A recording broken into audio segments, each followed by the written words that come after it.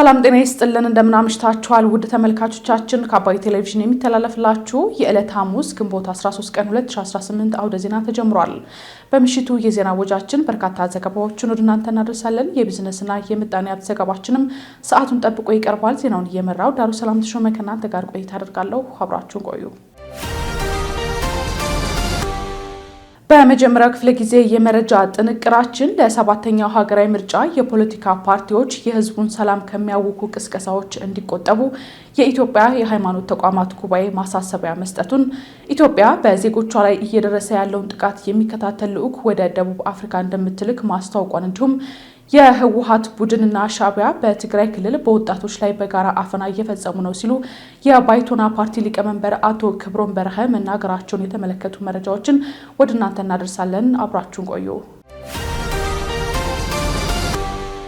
ለሰባተኛው ሀገራዊ ምርጫ የፖለቲካ ፓርቲዎች የህዝቡን ሰላም ከሚያውኩ ቅስቀሳዎች እንዲቆጠቡ የኢትዮጵያ የሃይማኖት ተቋማት ጉባኤ አሳሰበ።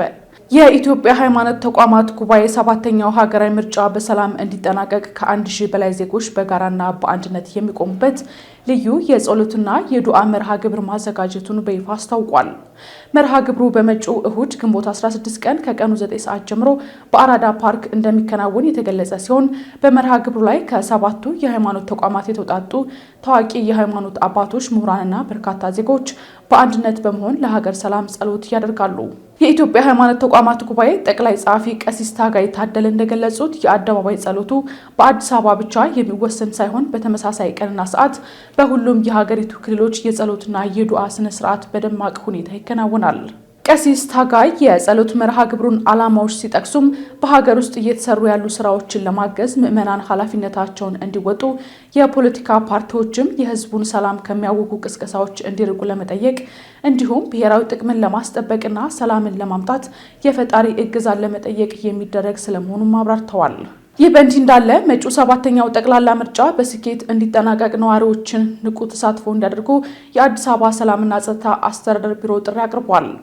ቢሮ ምርጫን ተከትሎ የሚፈጸሙ ወንጀሎችን ቀድሞ በመከላከል ረገድ ከሁሉም ክፍለ ከተሞች ከተውጣጡ የህብረተሰብ ክፍሎች ጋር ውይይት አካሂዷል። በመድረኩ ላይ ተገኝተው ንግግር ያደረጉት የቢሮ ኃላፊ ወይዘሮ ሊዲያ ግርማ የውጭ ጠላቶችና የውስጥ ባንዳዎች ሲሉ የገለጿቸው አካላት ተቀናጅተው ሊፈጥሩ ይችላሉ ያሉትን የወንጀል ሴራ ቀድሞ በመከላከል ረገድ የህብረተሰቡ ተሳትፎ መጠናከር አለበት ሲሉ ገልጸዋል። የአዲስ አበባ ፖሊስ ጠቅላይ መምሪያ ዋና አዛዥ ሌተናል ጀነራል አስራት ዴኔሮ በበኩላቸው ነዋሪው በየአካባቢው ያለውን የጸጥታ ሁኔታ በትኩረት በመከታተልና የወንጀል ድርጊት ሲያጋጥም ለጸጥታ አካላት መረጃ በማድረስ የከተማዋን ሰላም የማረጋገጥ ድርሻውን ሊወጣ እንደሚገባም አሳስበዋል። ኢትዮጵያ በዜጎቿ ላይ እየደረሰ ያለውን ጥቃት የሚከታተል ልዑክ ወደ ደቡብ አፍሪካ እንደምትልክ አስታወቀች። የኢትዮጵያ መንግስት በደቡብ አፍሪካ የሚኖሩ ኢትዮጵያውያን ዜጎች ላይ እየደረሰ ያለውን ጥቃት የሚከታተል ልዑክ ወደ ደቡብ አፍሪካ ለመላክ ዝግጅት መጀመሩን አስታውቋል። የውጭ ጉዳይ ሚኒስቴር ቃል አቀባይ አምባሳደር ነቢያት ጌታቸው በሁለትዮሽና ባለብዙ ወገን የዲፕሎማሲ መድረክ የተከናወኑ አበይት ክንውኖችን በማስመልከት በዛሬው ዕለት ለመገናኛ ብዙሃን ሳምንታዊ መግለጫ ሰጥተዋል። በዜጋ ተኮር ዲፕሎማሲ በደቡብ አፍሪካና ሳዑዲ አረቢያ ያሉ ዜጎችን ደህንነት ማስጠበቅ የሚያስችሉ ውይይቶች መካሄዳቸውንም አምባሳደር ነቢያት ጌታቸው አንስተዋል። ይህንን በተመለከተም የውጭ ጉዳይ ሚኒስትር ጌዲዮን ጢሞቴዎስ በህንድ ከተካሄደው የብሪክስ የውጭ ጉዳይ ሚኒስትሮች ስብሰባ ጎን ለጎን ከደቡብ አፍሪካቻቸው ሮናልድ ላሞላ ጋር ኢትዮጵያ ላይ እየደረሱ ያሉ ችግሮችን በጋራ መፍታት በሚቻልባቸው መንገዶች ዙሪያ ውይይት ማድረጋቸውን አስታውሰዋል። የኢፌዴሪ ውጭ ጉዳይ ሚኒስትር በዚህ ወቅት ኢትዮጵያ ላይ የሚፈጸመው ጥቃት እንዲቆምና በጥቃት ፈጻሚዎች ላይ እርምጃ እንዲወሰድ እየጠየቁ ሲሆን የደቡብ አፍሪካ መንግስት በበኩሉ በጉዳዩ ላይ ክትትል እያደረገ እንደሚገኝና ውጤቱንም እንደሚያሳውቅ አምባሳደር ነቢያት በመግለጫቸው ላይ አንስተዋል። ቃል አቀባዩ አክለውም የኢትዮጵያ መንግስት ይህንኑ ጉዳይ የሚከታተልና ዘላቂ መፍትሄ ለመፈለግ ቡድን አዋቅሮ ወደ ደቡብ አፍሪካ ለመላክ ዝግጅት መጀመሩን አስታውቀዋል።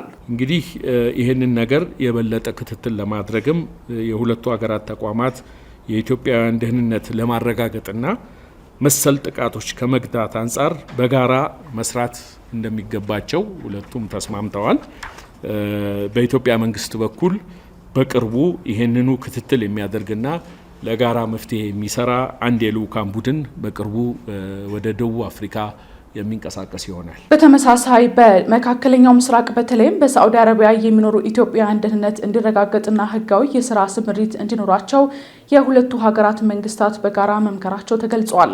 ቃል አቀባዩ አክለውም በሳዑዲ አረቢያ በተለያዩ እስር ቤቶች ለሚገኙና የሞት ፍርድ ለተወሰነባቸው ዜጎች የህግ ባለሙያ ተይዞ ክትትል እየተደረገ መሆኑንም ገልጸዋል።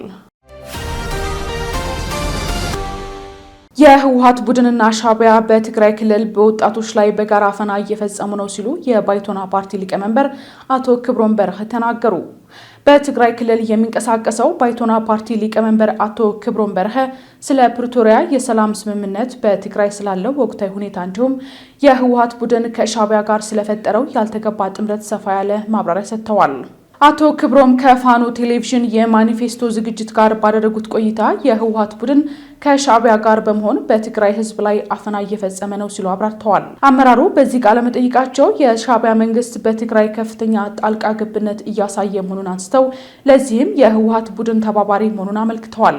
እንዲሁም ሻዕቢያ በመቀሌ ጽሕፈት ቤት መክፈቱን የጠቀሱ ሲሆን ለዚህ ማስረጃ አላቸው ወይ በሚል ለተነሳላቸው ጥያቄን በሰጡት ምላሽ ታፔላ ባይሰቅሉም አብረው እየሰሩ መሆናቸውን ራሳቸው እየገለጹ ነው ይላሉ። ቤት በኩል ያልከው ድሮ ዳርዳሩ ነበር። አሁን እስከ መቀሌ ጽሕፈት ቤት ከፍቷል።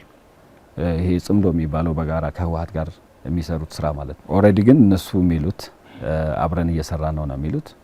ሁሉም ነገር ላይ አብሮ ነው የሚሰሩት። የጠሉ ሰዎች አብሮ ያጠፋሉ፣ ህዝቡን አብሮ ያፍናሉ፣ ጦርነት አብሮ ያቅዳሉ።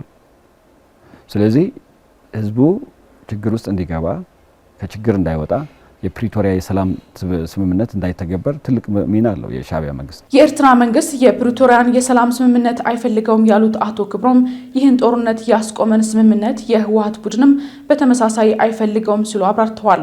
እኛ ግን በትግራይ ሰላም ስላመጣ መሰረታዊ አገልግሎቶችን ስለመለሰ እንደግፈዋለን ሲሉ ገልጸዋል።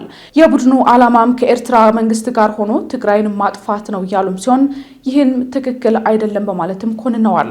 የህወሓት ቡድን አመራሮች ከኤርትራ ጋር አይስሩ ከተባለ ሌሎች የትግራይ ኤሊቶችም ከፌዴራል መንግስት ጋር መስራት የለባቸውም በሚል ለሚነሱ ጥያቄዎች ምላሾች ምንድነው የተባሉት አቶ ክብሮም ሰፋ ያለ ማብራሪያም ሰጥተዋል።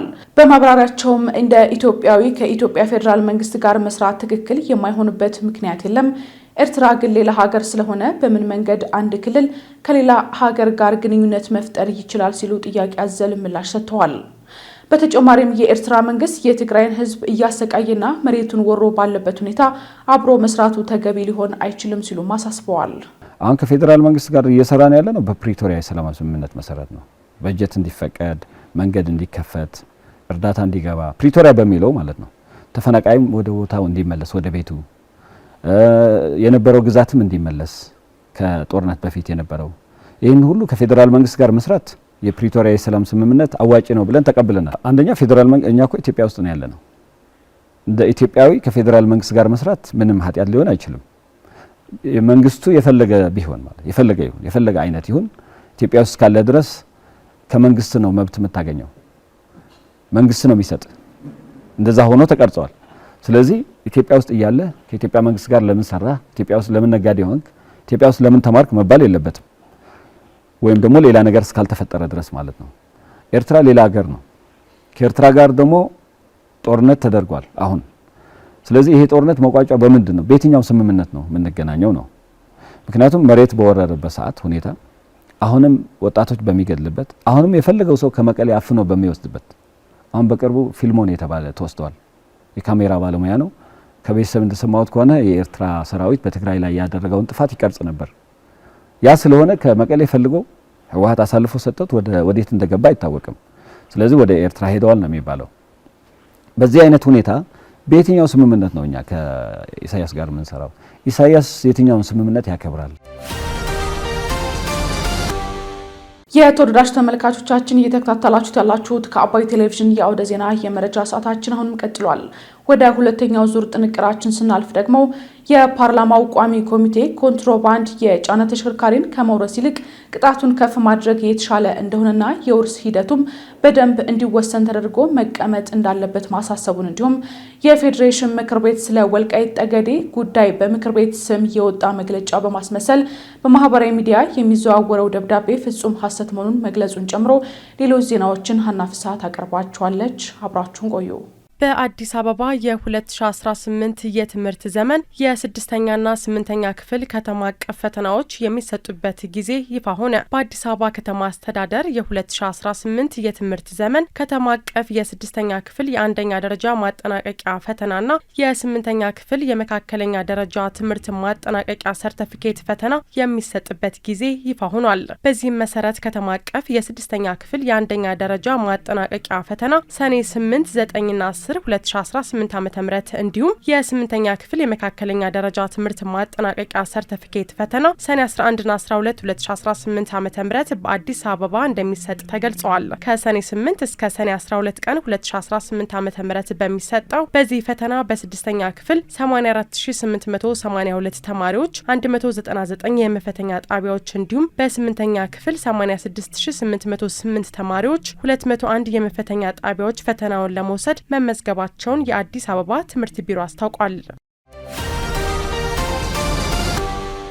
ቋሚ ኮሚቴው ኮንትሮባንድ የጫነ ተሽከርካሪን ከመውረስ ይልቅ ቅጣቱን ከፍ ማድረግ የተሻለ እንደሆነና የውርስ ሂደቱን በደንብ እንዲወሰን ተደርጎ መቀመጥ እንዳለበት አሳሰበ። ኮንትሮባንድ የጫነ ተሽከርካሪን ከመውረስ ይልቅ ቅጣቱን ከፍ ማድረግ የተሻለ እንደሆነና የውርስ ሂደቱን በመመሪያ ሳይሆን በደንብ እንደሚወሰን ተደርጎ መቀመጥ እንዳለበት እንዲሁም አስተዳደራዊ ቅጣቶችን በአዋጁ ማካተት እንደሚገባ ቋሚ ኮሚቴው አሳስበዋል።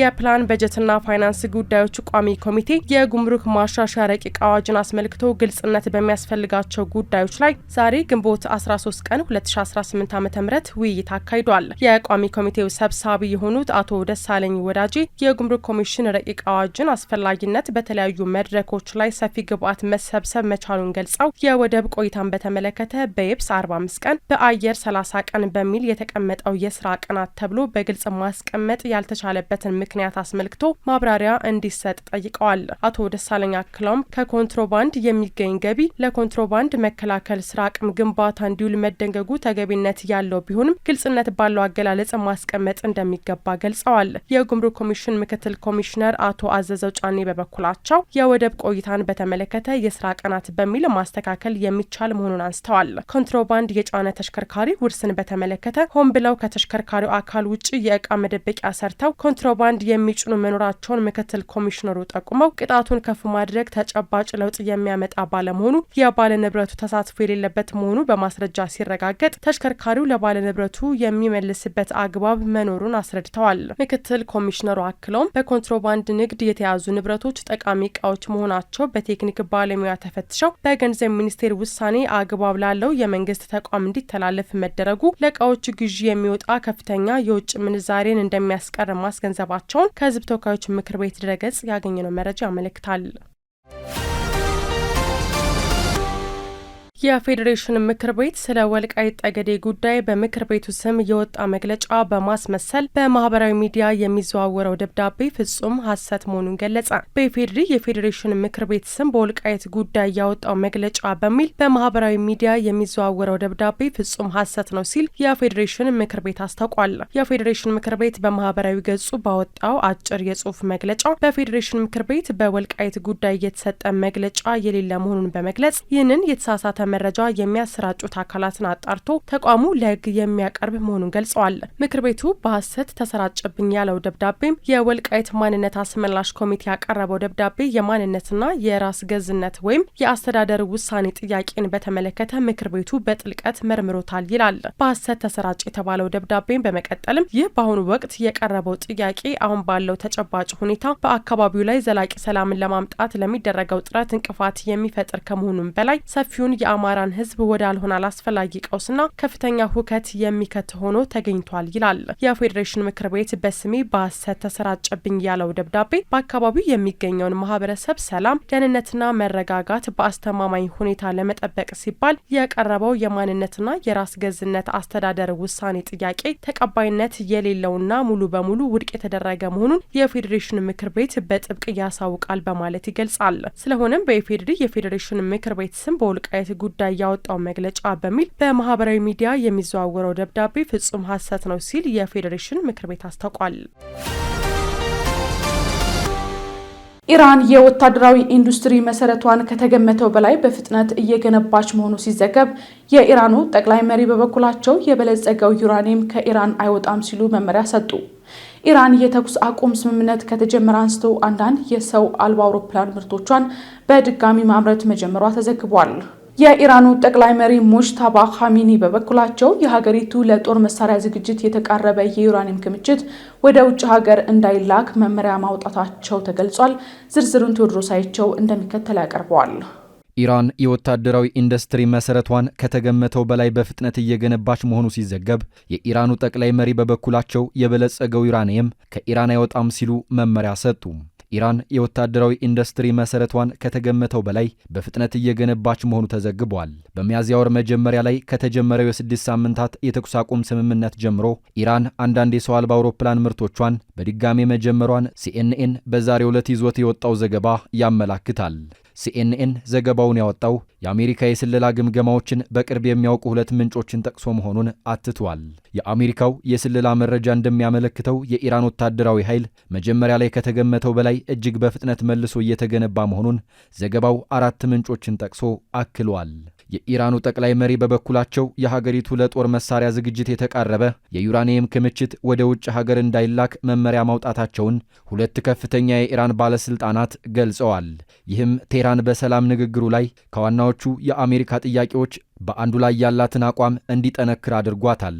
የሙጅታባ ኻሜኒ ትዕዛዝ ፕሬዝዳንት ዶናልድ ትራምፕን ይበልጥ ሊያበሳጭና በኢራን ላይ የተከፈተውን የአሜሪካ እስራኤል ጦርነት ለማቆም የተደረገውን ንግግር ሊያወሳስበው ይችላል ተብሏል።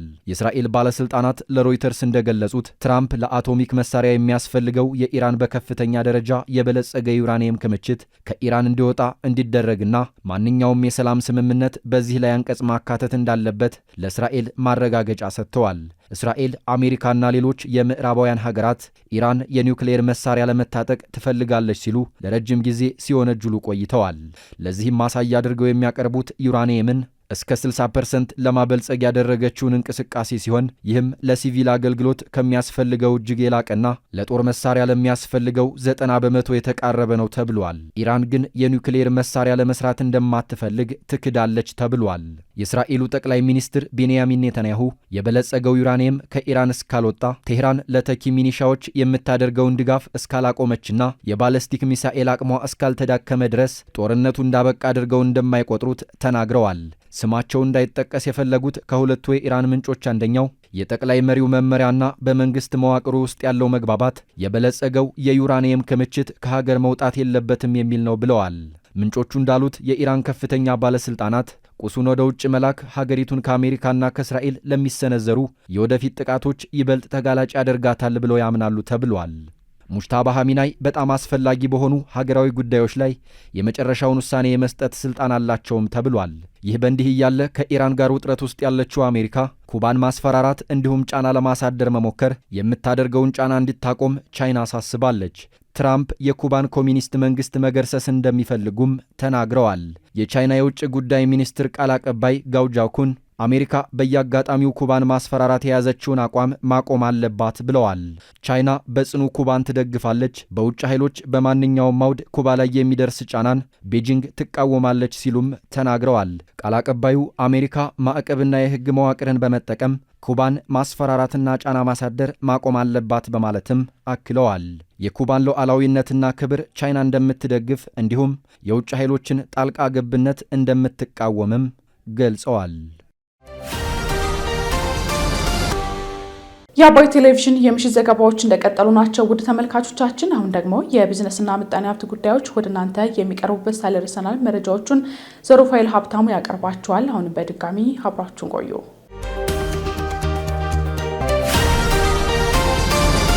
የኢትዮጵያ ንግድ ባንክ ደንበኞቹ ሂሳባቸውን ከፋይዳ መታወቂያ ጋር እንዳስተሳሰሩ የመረጃ ስርዓቱ በራሱ ጊዜ ገደቡን እንደሚያነሳ ገለጸ። ኢትዮጵያ ንግድ ባንክ በኢትዮጵያ ብሔራዊ ባንክ መመሪያ መሰረት በአገሪቱ በሚገኙ በተመረጡ ከተሞች ላይ የተከፈቱ የባንክ ሂሳቦች እስከ ግንቦት 6 ቀን 2018 ዓ.ም ድረስ ከደንበኞች የፋይዳ መታወቂያ ጋር እንዲተሳሰር የተቀመጠው ቀነ ገደብ መጠናቀቁን አስታውሷል። በብሔራዊ ባንክ መመሪያ ትዕዛዙ መሰረትም ደንበኞች እነዚህ ሂሳቦች ማንቀሳቀስ እንዳይችሉ መደረጉን የኢትዮጵያ ንግድ ባንክ አስታውቋል። ይህንንም ተከትሎ በከፍተኛ ሁኔታ የማስተሳሰር ጥያቄ ወደ ባንኩ እየቀረበ እንደሚገኝ የገለጸው ባንኩ ይህንን ጫና በመቋቋም ለደንበኞች በሚፈልገው ፍጥነት ለቀረቡ ጥያቄዎች ምላሽ ለመስጠት የተለያዩ አሰራሮችን ተግባራዊ እንዳደረገ ገልጿል። ለአብነትም ከግንቦት 7 እስከ ግንቦት 12 በተለየ ምክንያት እንዳይንቀሳቀሱ ከተደረጉ ሂሳቦች ውጪ የተሳሰሩ ሂሳቦችን ደንበኞች ማንቀሳቀስ እንዲችሉ ተደርጓል ብሏል። እንዲሁም ከግንቦት 12 ጀምሮ ደንበኞች ሂሳባቸውን እንዳስተሳሰሩ የመረጃ ስርዓቱ በራሱ ጊዜ ገደቡን እንዲያነሳ መደረጉን ባንኩ አስታውቋል።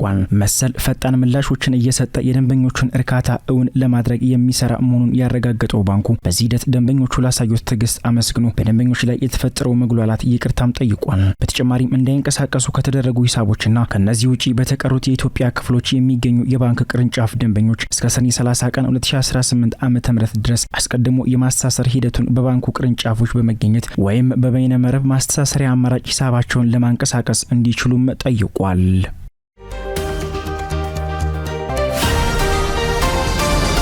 አቢሲኒያ ባንክ የአምስተኛ ዙር የችላለውና የጀምሩ የአዲሱ የደጉ 2 የሽያጭ ዘመቻ የመዝጊያና የሽልማት መርሃ ግብርን አካሄደም። አቢሲኒያ ባንክ የአምስተኛ ዙር የችላለውና የሁለተኛ ዙር የጀምሩ የአዲሱ የደጉ በሚል መሪ ቃል ሲያካሄድ የነበረውን የሽያጭ ዘመቻ የመዝጊያና የሽልማት መርሃ ግብርን ዛሬ ሐሙስ ግንቦት 13 ቀን 2018 ዓ.ም አካሂዷል። በዚህ ዓመታዊ መርሃ ግብር ባንኩ ለሴቶች ኢኮኖሚ አቅም ግንባታ፣ ለፋይናንስ አካታችነትና በመላ ሀገሪቱ የሚገኙ ሴቶችን ለመደገፍ የታለሙ የማህበራዊ ኃላፊነት ተግባራትን ልዩ ማበረታቻዎች ጋር አጣምሮ የያዘ ነበርም ተብሏል። የአቢሲኒያ ባንክ ቺፍ ኢንተርፕራይዝ ሰርቪስ ኦፊሰር መሰረት አስፋው መርሃ ግብሩ ዓለም አቀፍ የሴቶችን ቀን መሰረት አድርጎ በየዓመቱ የሚከናወን መሆኑን አንስተው በአምስተኛው ዙር አሸናፊ የሆኑ እድለኞችም እንኳን ደስ አላችሁ ብለዋል። ባንኩ የሴቶችን ኢኮኖሚያዊ አቅም፣ የፋይናንስ አካታችነትና ዘላቂ የማህበረሰብ ልማትን ለማረጋገጥ ያለውን አቅም በተግባር ማሳየቱን ተናግረዋል። በመርሃ ግብሩ በወሊድ ምክንያት የሚከሰትን ሞት ለመቀነስ የ3 ቀናት ሀገር አቀፍ የደም ልገሳ ዘመቻ መካሄዱን ተናግረዋል። በተጨማሪም 550 በላይ ለሚሆኑ ሴት ነጋዴዎች ሙሉ ጫቸውን በመሸፈን ምርትና አገልግሎታቸውን እንዲያስተዋውቁና የገበያ ትስስር እንዲፈጥሩ ተደርጓል ነው ያሉት። ከ2 ሚሊዮን በላይ የዕጣ ተወዳዳሪዎች በነበሩበት እችላለሁ እኔ የሽልማት መርሃ ግብርም የአንደኛ ዕጣ የመኪና ሽልማት አበርክቷል። አቢሲኒያ ባንክ አዘጋጅቶ የነበረው የሽያጭ ዘመቻ አዳዲስ ደንበኞች ከባንኩ ጋር ስራ እንዲጀምሩና ነባር አነስተኛ ተቀማጭ ያላቸውና በንቃት የማያንቀሳቅሱ ደንበኞች ግንኙነታቸውን እንዲያድሱ የተካሄደ ፕሮግራም መሆኑንም አስታውቋል።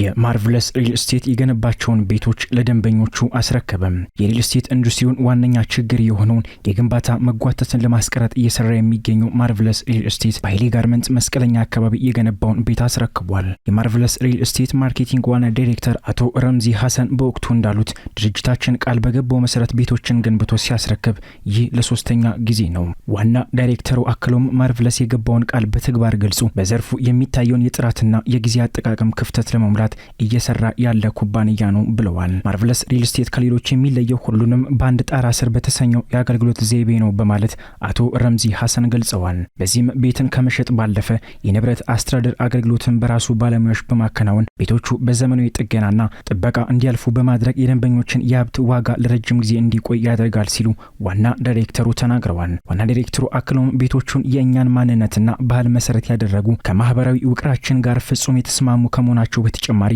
ለኑሮ አመቺ በሆነ ዘመናዊ ግብዓቶች የተሟሉና ዘመናዊነትን ከጥራት ጋር አዋህደው የያዙ ናቸው ብለዋል። በአዲስ አበባ የተለያዩ ቦታዎች የሚሰሩ ፕሮጀክቶች ለንግድ ወይም ለዘርፈ ብዙ አገልግሎት የሚውሉ ቢሆንም አሁን ገንብተን ለደንበኞች ያስረከብንበት ቦታ ግን ለመኖሪያነት ምቾት ያለው በመሆኑ ስትራቴጂካዊ ምርጫችን አድርገነዋል ሲሉም ተደምጠዋል። ማርቨለስ ሪል ስቴት ያስረከባቸው 48 ቤቶችን ሲሆን ሁሉም ባለ 3 መኝታ መሆናቸው የተገለጸ ሲሆን ከዚህ ቀደምም ከ40 በላይ ባለ 3 መኝታ ቤቶችን ለባለቤቶቹ ማስረከቡም ይታወሳል።